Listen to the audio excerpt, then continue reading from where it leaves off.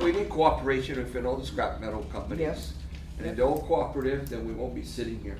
Representatives from Guam Customs, Guam EPA, the Guam Police Department, Rev Tax, Senator Brant McCreadie and Adelup held a meeting late Wednesday to formulate a short and long-term strategy to address the island's rampant cases of copper wire thefts. Since February, thousands of feet of copper wire have been stolen from baseball fields, housing development projects, Guam Power and Guam Waterworks Authority facilities, and the Department of Education.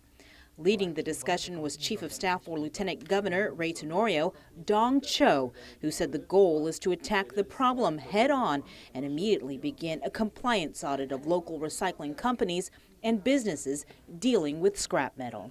We'll be hitting every single one of them. According to Guam Customs, Ralph Scambaluri, they've been conducting inspections of the island's scrap metal and recycling companies, but admits it has been a difficult process.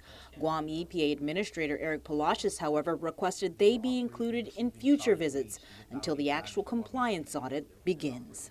Because I can tell you probably 2 companies on here, although they have valid business licenses, they don't have valid Guam EPA licenses to receive solid waste. Or even oils. Right. And just, Absolutely.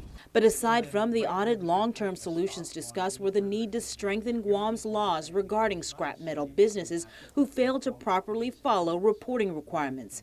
By law, these companies are required to keep a record of their transactions. The first violation calls for a $1,000 fine, with the second violation only being $2,000. Because if it's just going to be paying a fine, these guys make a lot of money. You know, some people will say, "I'll just pay the fine and keep on going."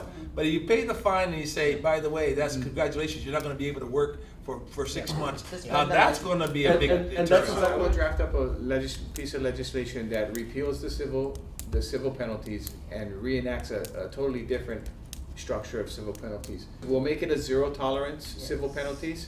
Less than 24 hours after this meeting, Senator McCreadie introduced Bill 395 today.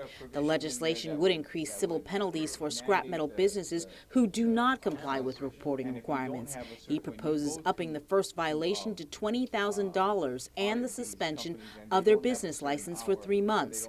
The second violation, another fine of $20,000 with a 1-year suspension.